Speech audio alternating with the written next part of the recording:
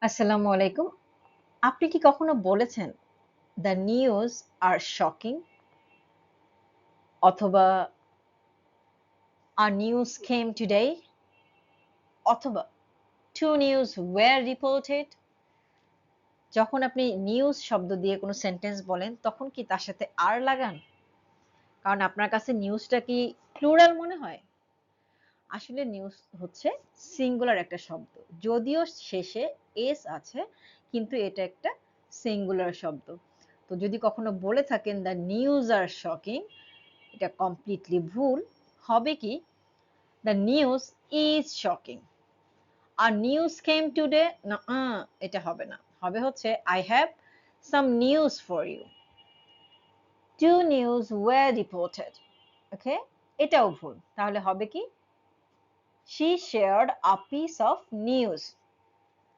যেহেতু news singular, তাহলে নিউজের আগে আর্টিকেল এ কেন বসে না? হ্যাঁ? এটা একটা কোয়েশ্চেন। আমরা জানি আর্টিকেল কার আগে বসে, এ বা এন? কাউন্টেবল নাউনের আগে, যেগুলোকে গোনা যায়। বই, কলম, খাতা, এগুলোর আগে এ বসতে পারে। কিন্তু যদি আমি বলি রাইস, ওয়াটার, মিল্ক, এগুলো কি গোনা যায়? এগুলোর আগে আর্টিকেল বসে না। সেম ওয়েতে নিউজের আগেও আর্টিকেল হবে না। যদি আমরা ইংরেজিতে বলতেই চাই নিউজের আগে আর্টিকেল দিয়ে কিছু, তাহলে কিভাবে বলতে পারি? A piece of news, some news, okay? এভাবে বলা যায়। কিছু শব্দের শেষে এস থাকলেও সেগুলো সিঙ্গুলার হয়। মিজলস, হ্যাঁ? Measles is a dangerous disease.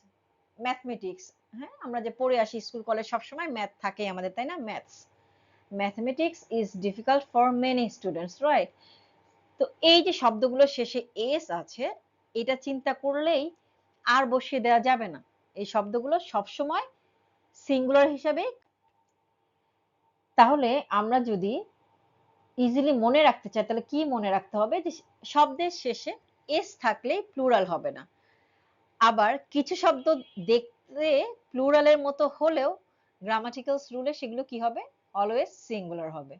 তো এই দুটো কথা যদি মাথায় রাখা যায়, আই থিংক নিউজের সাথে ফিজিক্স, ইকোনমিক্স, মিজলস, এই শব্দগুলোর সাথে আর আমরা কোনো মিস্টেক করব না। এই শব্দগুলো দিয়ে যখন আমরা কোনো সেন্টেন্স করব, তখন আমাদের ভুল হবে না। তাহলে আমরা ফ্লুয়েন্টলি বলতে পারবো, "physics is hard, economics is an interesting subject, measles is a dangerous disease", okay?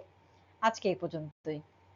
Thanks for watching. If you like this video, please like, comment and share. And don't forget to hit the bell icon for the upcoming videos.